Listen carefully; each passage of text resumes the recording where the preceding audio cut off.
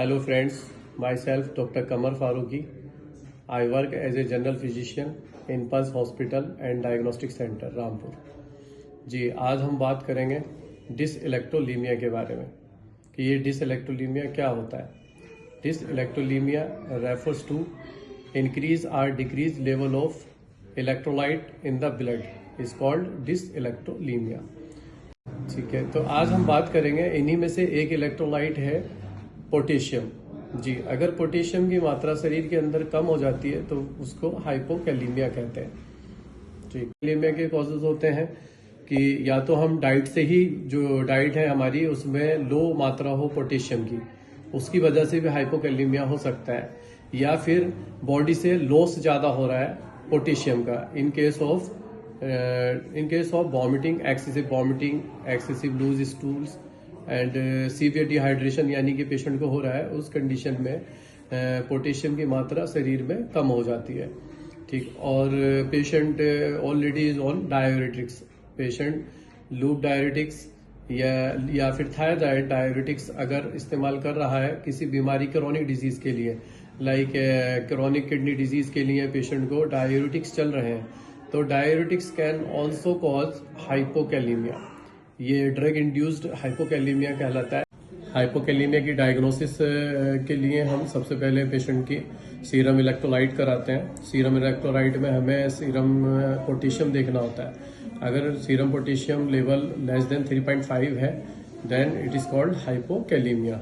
ठीक, इसकी भी माइल्ड, मॉडरेट और सीवियर 3 ग्रेड होती है। अगर लेस देन 2.5 है तो सीवियर हाइपोकैलीमिया कहलाता है, और 2.5 टू पेशेंट का पोटेशियम लेवल 2.5 to 3 है तो ये मॉडरेट ग्रेड में आता है, और 3 to 3.4 है तो ये माइल्ड ग्रेड हाइपोकैलीमिया कहलाता है।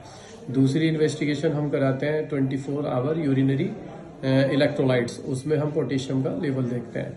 तीसरा हम ब्लड प्रेशर मॉनिटर करते हैं। अगर हाइपोकैलीमिया के साथ में पेशेंट का ब्लड प्रेशर अगर हाई आता है तो इसका मतलब हाइपर एल्डोस्टेरोनिज्म डिजीज होती है, जिसमें कि पेशेंट का बीपी बढ़ा हुआ रहता है और हाइपोकैलीमिया मिलता है पेशेंट में।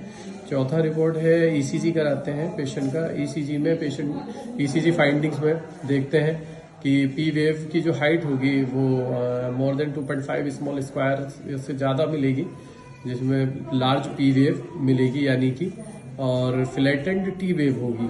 साथ ही साथ एसटी डिप्रेशन मिलेगा ईसीजी में पेशेंट के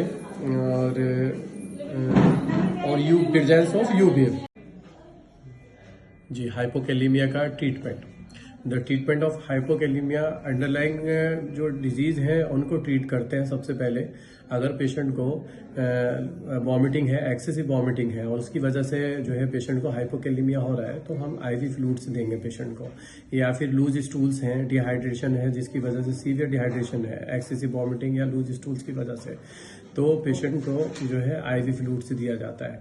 इन case of patient is on diuretics like loop diuretics या थायराइड डाययूरेटिक्स पर पेशेंट है ऑलरेडी, तो इस कंडीशन में पेशेंट को जो डाययूरेटिक्स चल रहे हैं उसको स्टॉप करा देते हैं, या फिर लूप डाययूरेटिक्स की जगह हम पोटेशियम स्पेयरिंग डाययूरेटिक्स दे सकते हैं like spironolactone.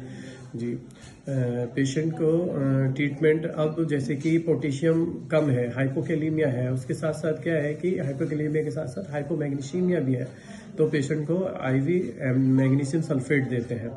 Ji, 1 to 2 gram in 100 ml NS over 2 our.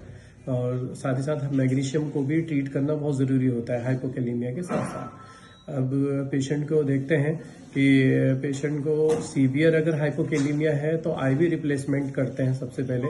Ivy replacement में क्या करेंगे कि 40 मिली इक्विवेलेंट पोटेशियम क्लोराइड दिया जाता है, 40 milli equivalent per litre per hour until when, जब serum potassium level more than 2.5 हो जाए, मिली इक्विवेलेंट पर लीटर हो जाए और सिम्टम्स रिजोल्व हो जाए। पेशेंट के सिम्टम्स जब रिजोल्व हो जाते हैं, ठीक, देन हम ओरल पोटेशियम सप्लीमेंटेशन पे पेशेंट को ले लिया जाता है। जी, ऐसे ही देखते हैं। हमारे पास एक पेशेंट था जो कि हाइपोकैलीमिया था, उस पेशेंट को, और उसके सिम्टम्स थे हाइपोकैलीमिया के सारे। साथ ही साथ जब पेशेंट के हमने इलेक्ट्रोलाइट कराए तो पेशेंट का सीरम पोटेशियम लेवल था 2.3। हुई थी जब आप आए थे हमारे पास, तो बताएं जरा। इससे जब परेशानी जो हुई थी ना, दो तीन दिन पहले फीवर आया था बहुत तेज जाड़े से, वो भी जी ठीक है। उसके बाद से हुई है ये। कल दोपहर से जो है इसे उल्टी का मन हो रहा था, 2-3 बार करी, उसके बाद से इसका फेस आड़ा होने लगा एकदम टेढ़ा। तो 1-2 बार में ठीक कर लिया, फिर तीसरी बार में ठीक नहीं हुआ, तीसरी बार में ऐसे ही होता रहा, कभी गर्दन आगे को जा रही है, कभी पीछे को जा रही है, कभी ऐसे ही टेढ़ी होती रही, फिर इधर आके दूसरी साइड को टेढ़ा हो गया फिर। ठीक है। ये तो पूरा इधर ऐसे हो गया था ना, बिल्कुल ही यहाँ घर से। पे इस तरह से हो रहा था, ऐसे हो रहा था। अच्छा हाँ। ठीक और है। ये वाला हाथ और ये वाली टांग सुन हो रहे थे। सुनो रहे थे, ठीक है। अब यहाँ पर आए, आपने इलाज कराया, आज 1 दिन हो गया, पूरे 24 घंटे हो गए। अभी ठीक है ये? जी। हैं? मुंह खोलो जरा। हाँ ठीक है, मुंह में हवा भरो, हवा भरो बेटा, पूरा ऐसा। हाँ ठीक है, आंखें बंद करो, आंखें बंद। ठीक है, अब सही हो आप? हाँ।